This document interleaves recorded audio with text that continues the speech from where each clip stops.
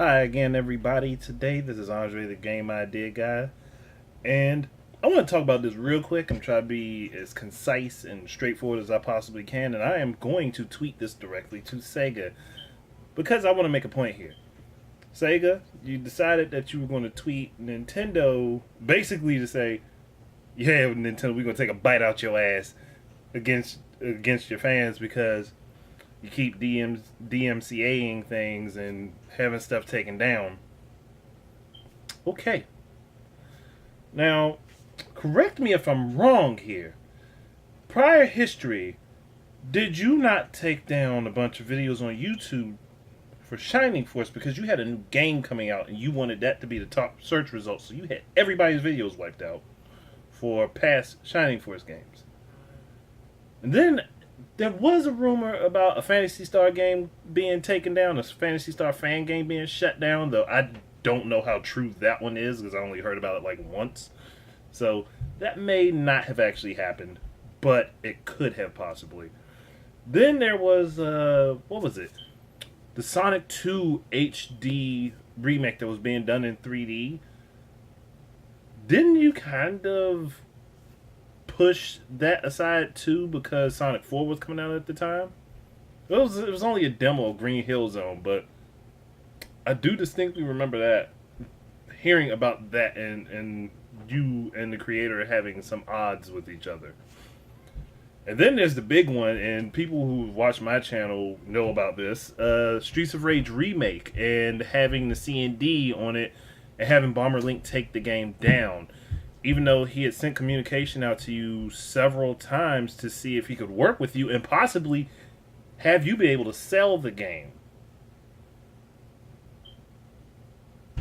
So, fan creations are not off limits for you.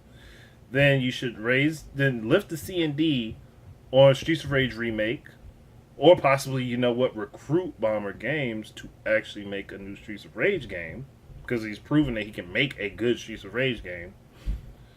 Go back over all those fan games that you guys shut down, and go back over all that content that you guys shut down, and help those people get that stuff reinstated.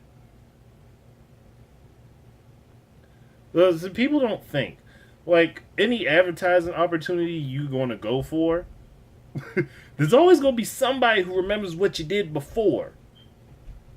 Granted, I'm not saying I agree with Nintendo. Trust me, I'm not saying I agree with them. But at the same time, I do understand what they're doing, and that's their property and shit. I get that. I don't necessarily agree that, hey, shutting down every fan game is the best thing. But I also see that, there are some times when shit just doesn't line up right. And as a company, you got two choices to make. You either let it go or take action against it. So that's just how it is. But that's their choice.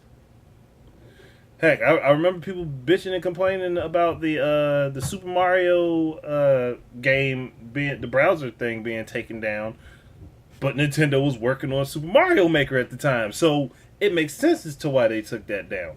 It also makes sense as to why they took down the Metroid and the Pokemon game. Actually, the creators took that down themselves preemptively to avoid having Nintendo contact them. But also, if the parties involved can understand, like, what, it's their product, I just got to stop. I can't distribute this anymore. People need to get over it. You're not going to like it, but you're going to have to move on. One way or the other. And I want to bring this point really quick. For all these people that dislike Nintendo stuff so much, why are you upset that something is taken down involving a product you don't give a fuck about?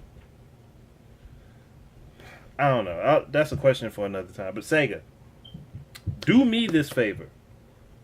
Get in contact with Bomber Link. Find him. Put some money in this man's pocket and get Streets of Rage Remake officially out there for the public. Because there are a lot of Streets of Rage fans who would like to see a new Streets of Rage game.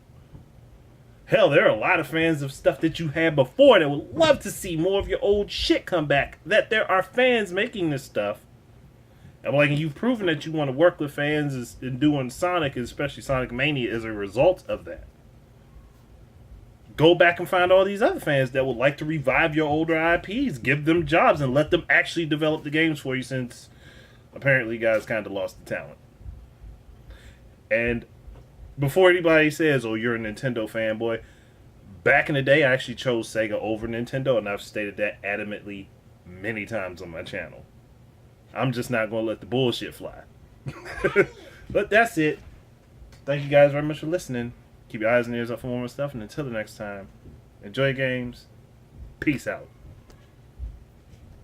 It did want to stop.